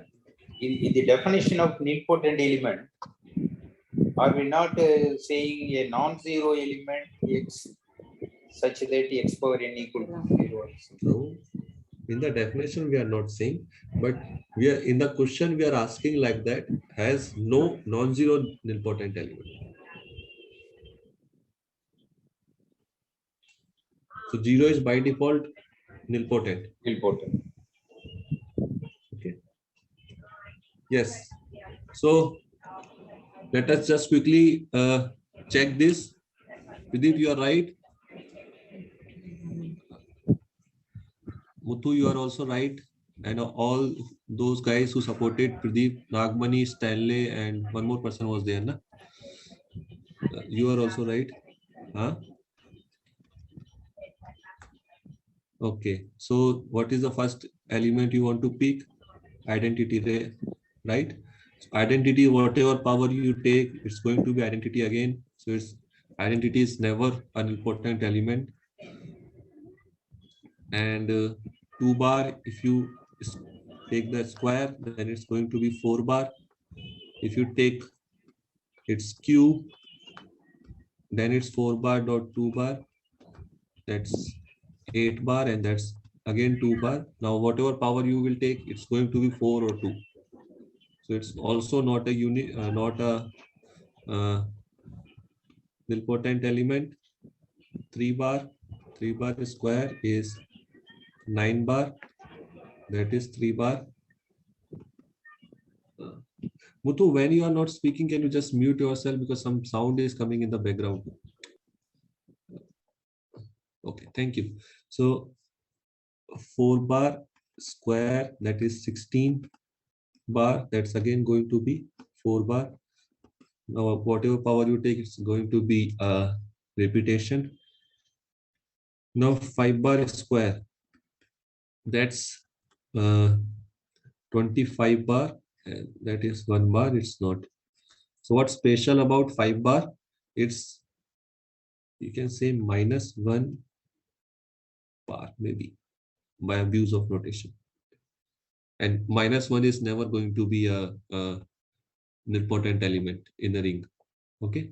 So -1 and 1, these two elements you will always get in a ring to be non-nilpotent element if 1 and -1 is not same. Okay, you might get 1 and -1 to be same if something called characteristic is 2.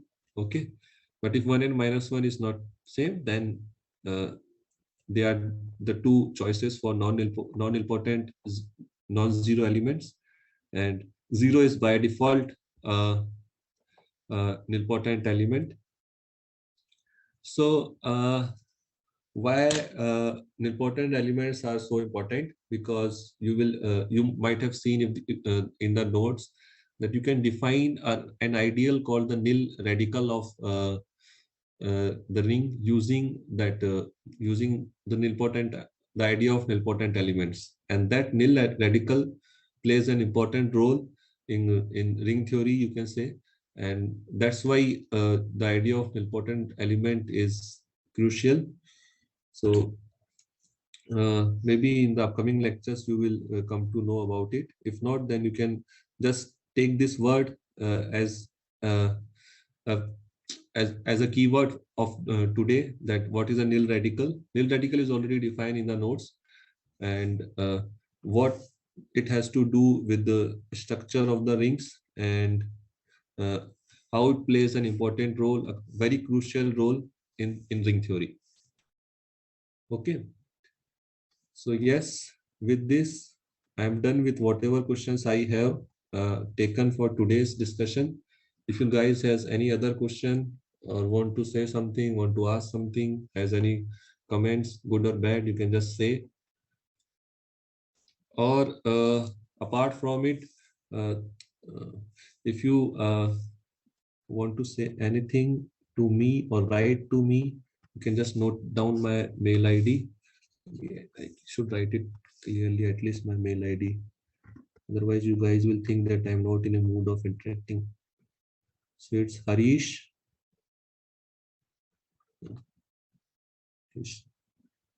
Nani 11@gmail.com. Okay. So Yes, any comments or any doubts in lecture notes or in today's discussion?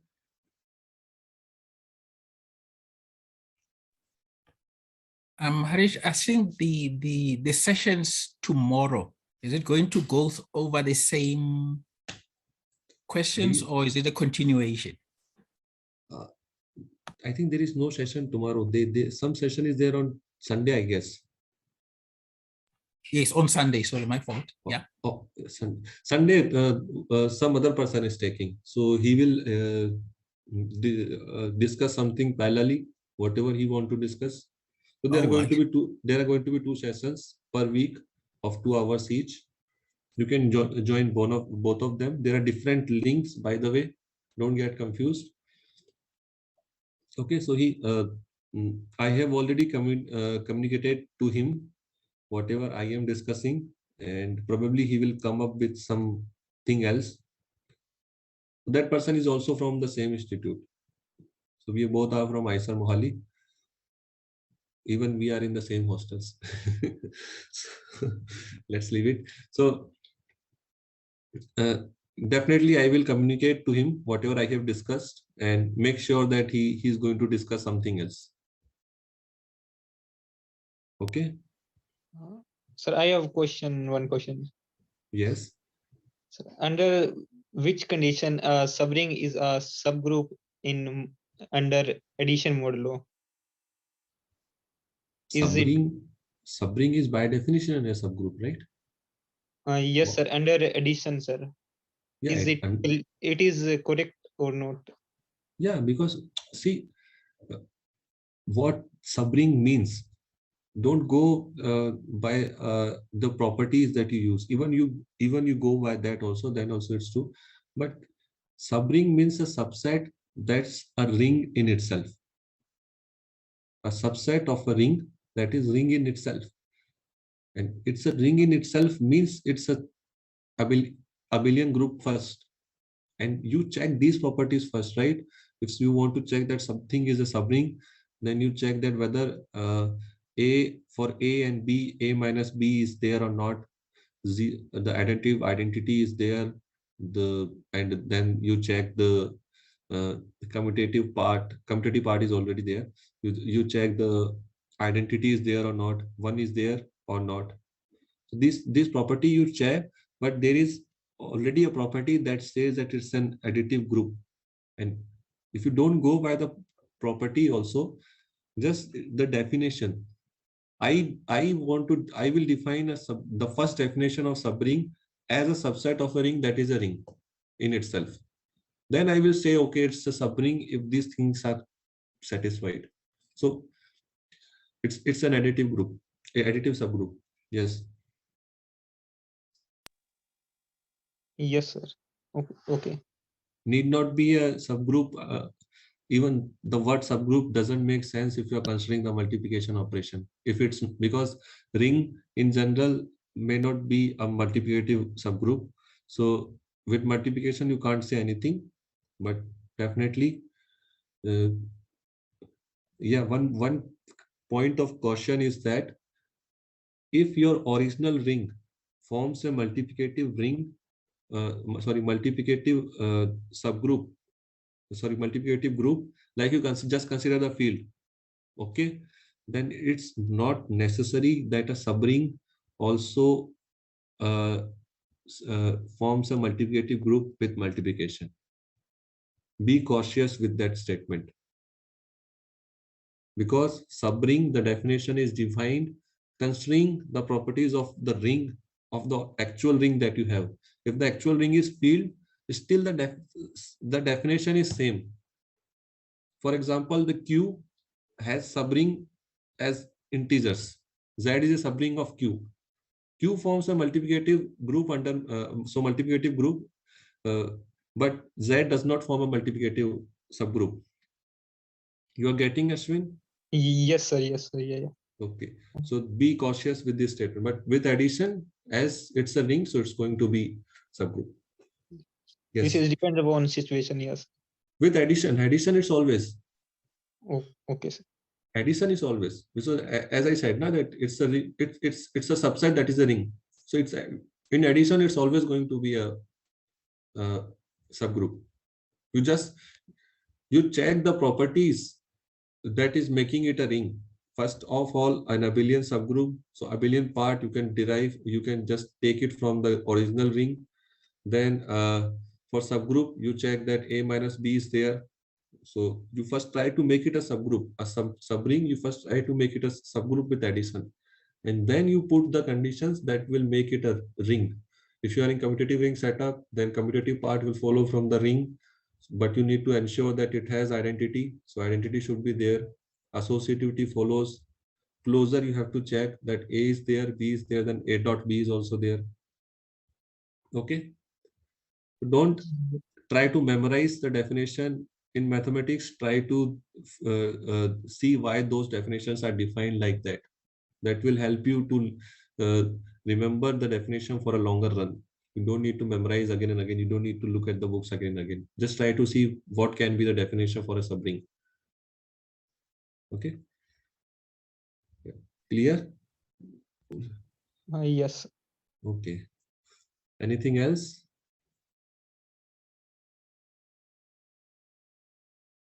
I will send these notes and video to NPTEL in a day or two. You might get it on the website soon. So if you have anything to comment, then you can also comment in the chat box of that video. I will have a look at it whenever I get time. Otherwise, you can just write it to this mail ID.